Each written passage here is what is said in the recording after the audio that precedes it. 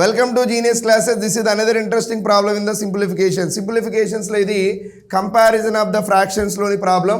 Which of the following fraction is the smallest? ఈ క్రింది వానిలో ఏది కనిష్టం? ఇక్కడ మనకి 4 ఫ్రాక్షన్స్ ఇచ్చేసి 4 ఫ్రాక్షన్స్ లో ఏది లీస్ట్ మనం ఐడెంటిఫై చేయమంటున్నాడు.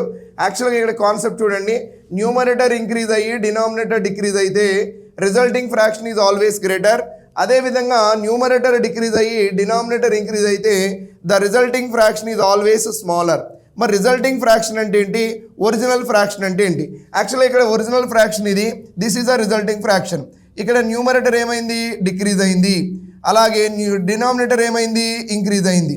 Denominator is increasing, numerator is decreasing. Case 2, numerator is decreasing, denominator is increasing. The resulting fraction this one is always smaller to this one. అంటే ఈ రెండిట్లో స్మాలర్ ఏంటి? So 11/60 smaller, 29/42 greater. We need only smaller, so eliminate this is. Again, this is the now original fraction, this is the resulting fraction.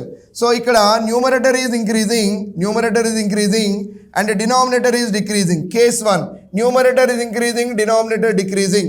So resulting fraction is always greater than the original fraction. ఇప్పుడు resulting fraction అంటే 17/33, ఇది greater అవుతుంది. Original fraction smaller అవుతుంది. Greater one not required, we need only smaller one. 11/60 smaller. First 3 ఫ్రాక్షన్స్లో smaller ఏంటి, 11/60. ఇప్పుడు 11/60ని దేంతో కంపేర్ చేయాలి? 11/60ని మనం 19/36తో కంపేర్ చేయాలి. Here numerator is increasing and denominator is decreasing. So first case లో the resulting fraction is only greater.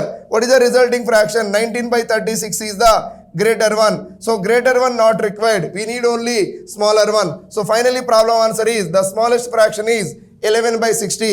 Same concept ని యూస్ చేసి ఈ ప్రాబ్లం యొక్క ఆన్సర్ని కమెంట్ బాక్స్లో కమెంట్ చేయండి.